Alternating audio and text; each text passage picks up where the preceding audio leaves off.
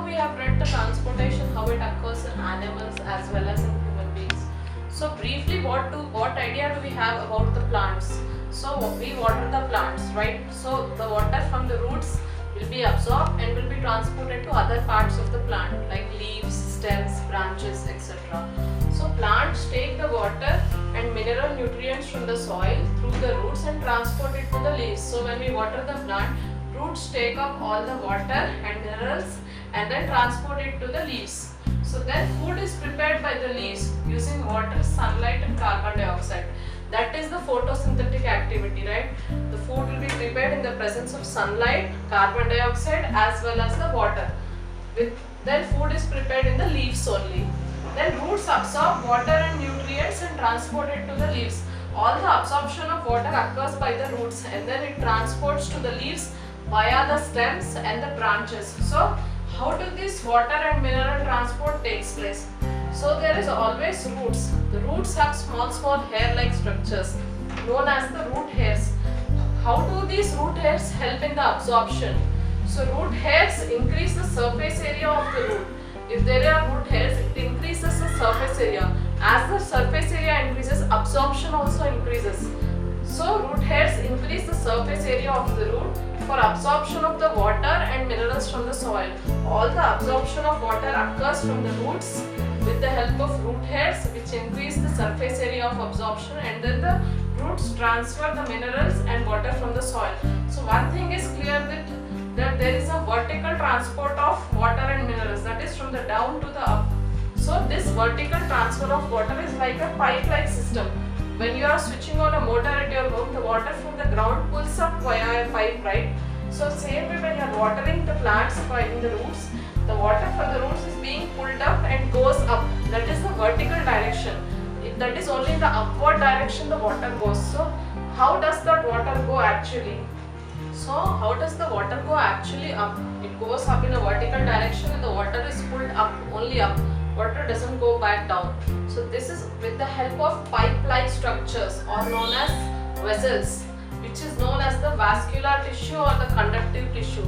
Vascular tissue or conductive tissue is nothing but the absorption of water.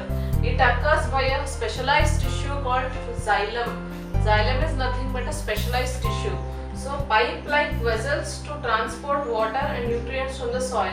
So this vascular tissue or xylem is nothing but the pipe-like structures which transport water and nutrients from the soil to the roots, leaves and as well as the branches. So it is made up of specialized cells which perform a specialized function. So xylem is nothing but a vascular tissue which is specialized to perform the transportation of water and minerals from the root to the leaves. It is made up of specialized cells that perform a specialized functions. So it is a continuous network of channels. So it same way resembles like pipe-like structures which do the transportation of water. It is a network of channels. It connects the roots to the leaves via the stems and the branches. So from the roots the water and minerals is transported to the leaves. In this way what come in between? Stems and leaves come in between.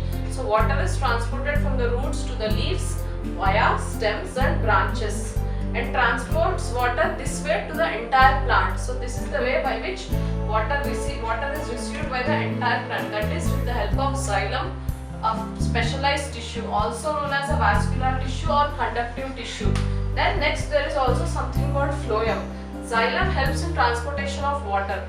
Same way phloem also is made up of many vessels. It is a specialized tissue and it transports food. So food is prepared in the leaves, right? From the leaves the food is transported to branches as well as the roots. So the transportation of food occurs via phloem. Phloem is also a specialized tissue. Then how does the transportation of water occur? There is something called transpiration which we also studied in water cycle. That means the water from the plants evaporate, goes into the atmosphere in the form of water vapor by a process called transpiration. So transpiration generates a force which pulls up the water absorbed by the roots from the soil to reach the stems and the leaves. So there is a suction like pull. So when the water is present in the roots, there is a suction like pull upwards. So the next process is transpiration.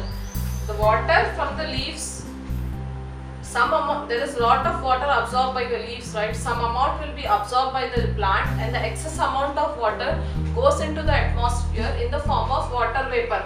That process is called transpiration.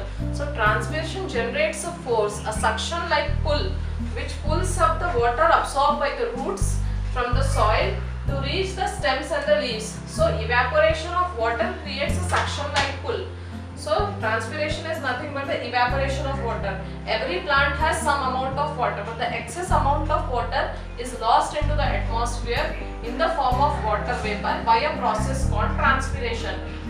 In this transpiration process, there is a pull-like structure, a suction, a force is there which pulls the water from the roots to the stems and leaves. So this is how the water, minerals and nutrients transport occurs in the plants. So in this chapter we have learned the transportation, the circulation of blood in the blood vessels, veins, arteries, heart, what is heart and how does the transportation takes place. We have learned about the excretion in human beings. We have learned about the excretion in plants. Same way we have also learned the transportation of substances in plants, how the water and minerals are transported from the roots to the soil. By this we end this chapter.